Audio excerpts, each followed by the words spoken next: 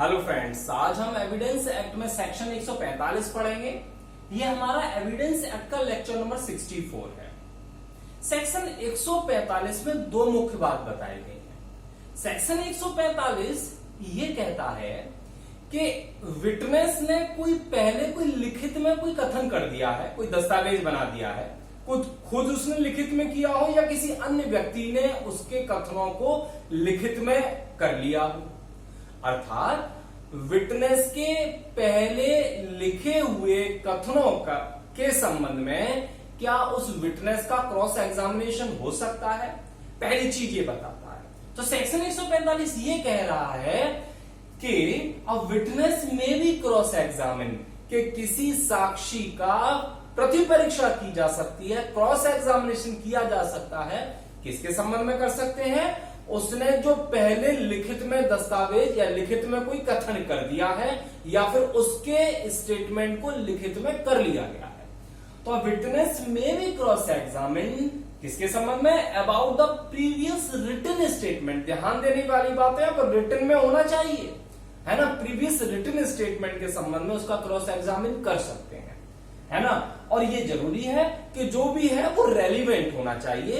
और यहां पर इस बात की भी आवश्यकता नहीं है कि उस रिटन स्टेटमेंट को आप शो करो या प्रूव करो, यानी कि बिना शो करे और बिना प्रूव करे भी उस विटनेस के पहले लिखे हुए दस्तावेज के संबंध में उस साक्षी की हम क्रॉस एग्जामिनेशन कर सकते हैं।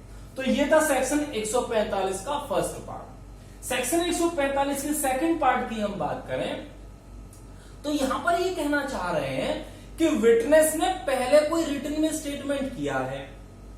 अब उस पहले किए गए रिटन स्टेटमेंट को क्या वर्तमान में वो विटनेस कुछ स्टेटमेंट उसी के संबंध में कर रहा है? क्या पहले के रिटन स्टेटमेंट को उस जो अब कर रहा है उसको कंट्रीब्यूट करने के संबंध में, उसको यह दर्शित करने के संबंध में कि ये विरोधाभासी बात कर रहा है, पहले के स्टेटमेंट को यूज कर सकते हैं?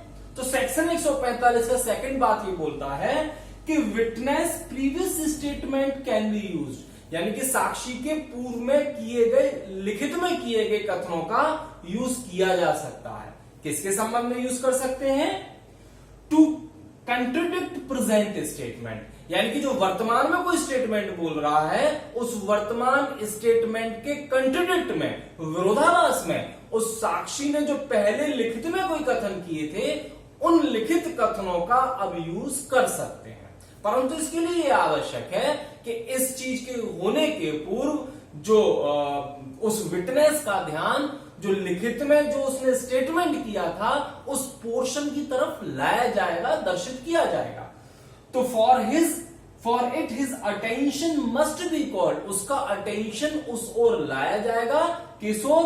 ऑन द रिटन पार्ट्स, उस रिटन पार्ट की तरफ लाया जाएगा जिस पार्ट का आप कंट्रीब्यूट करने के संबंध में यूज करना चाहते हैं।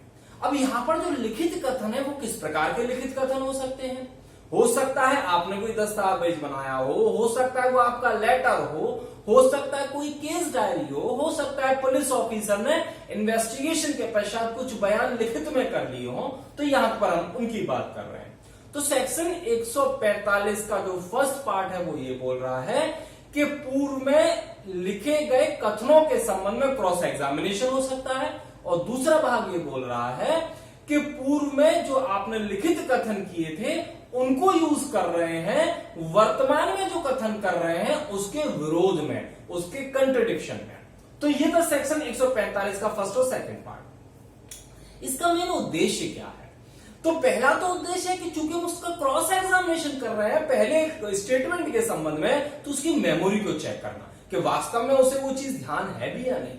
और दूसरी जो बात है, चूंकि पहले स्टेटमेंट को यूज कर रहे हैं वर्तमान की बात को खंडित करने के लिए, कंट्रडिक्ट करने के लिए, तो उसकी विश्वसनीयता को चेक करने के लिए और न्यायालय के मस्तिष्क में ये बात बताने के लिए कि जो विटनेस है वो विश्वसनीय नहीं है, यकीन करने लायक नहीं है, क्योंकि पहले तो कुछ बात बोल रहा था अब कुछ और बात बोल रहा है, अर्थात ये विरोधाभासी बात बोल रहा है। तो न्यायालय के मस्तिष्क में, माइंड में डाउट पैदा करने के लिए तो ये थे आपके दो उद्देश्य, number 1 to test the memory और number 2 to test the integrity and impartiality of the witness. तो ये था सेक्शन 145 हमारा कंप्लीट हो गया। Thank you.